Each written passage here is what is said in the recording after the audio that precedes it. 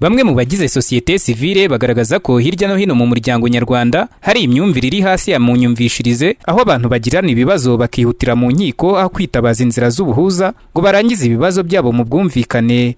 Ephraim Nteziryayo ni umuyobozi w'umuryango CCN wita ku batishoboye.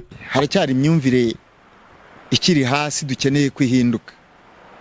Ntabwo munyumvishirize aricyo cyakemura ibibazo. Leta ubwayo, Minisiteri y'Ubutabera yashyizeho urwego rw'ubuhuza. Yari yatekereje neza. Hari bamwe mu baturage nabo basanga igihe kigeze ngo bafitanye amakimbirane bayakemure mu bwumvikane aho gusiragira mu nkiko kuko zikenesha uwazigiyemo. Burya hagati y'abo bantu babiri umwe abazi ukuri, hari icyo bita abanyarwanda tuyadukunda akantu ko kwihagararaho ko kumva kudatsindwa ngo ntaseba. Ariko iyo bibaye byiza ukemera ikosa, ukemerera umuntu utagiye kwirirwa urushya inkiko, niba urugero naguhemukiye nkakubwira nti ubuhemu nakugiriye ndabona n'ubundi kujya guhambirana wambabarira.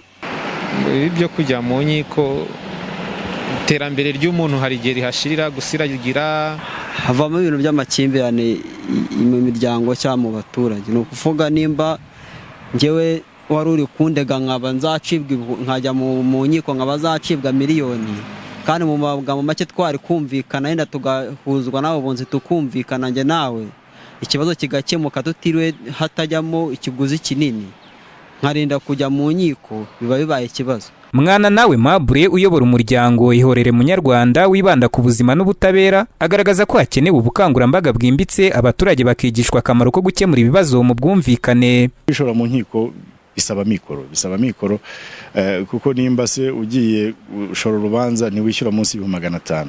Usanga bamwe bagurisha n'amasambu yabo kugira ngo bakomeze ihangana. Ariko igihari no kubigisha kugira ngo ibibazo byabo ntibihere mu ihangana, ahubwo bicare bakore za gacaca zikemura ibibazo byazo. Inzego z'ibanze zigaragaza ko hari benshi mu baturage bagifite imyumvire yo kwitabaza inkiko mu gihe bagiranye ibibazo aho kubanza mu nzira z'ubuhuza. Ku bw'ibyo ngo zikeneye ubufatanye na societe civile mu guhindura imyumvire y'abaturage. Murora Suzani ni umukozi ushinzwe irangamimerere mu murenge wa Kinyinya. Dukoranye hafi nabo byadufasha kuko abaturage baba bakeneye abantu babasanga, kuko akenshi twe duhorana nabo. Ni hahandi rero kugeraho akavuga ati niko mwabaye ntimunyemurira ibibazo, ndetse hari n'ahandi najya. Ariko iyo abonye undi muntu uturutse hanze yumva ko byibuze wari bumwumve cyane ko tuba dufite abaturage urugero bahora mu manza kumva ko yabaye nayo. Kuri ubu societe civile nyarwanda zikora ku butabera ziri mu biganiro n'inzego z'ibanze harebwa uko impande zombi zatahiriza umugozi umwe nta kwishishanya kugira ngo umuturage abone ubutabera buboneye.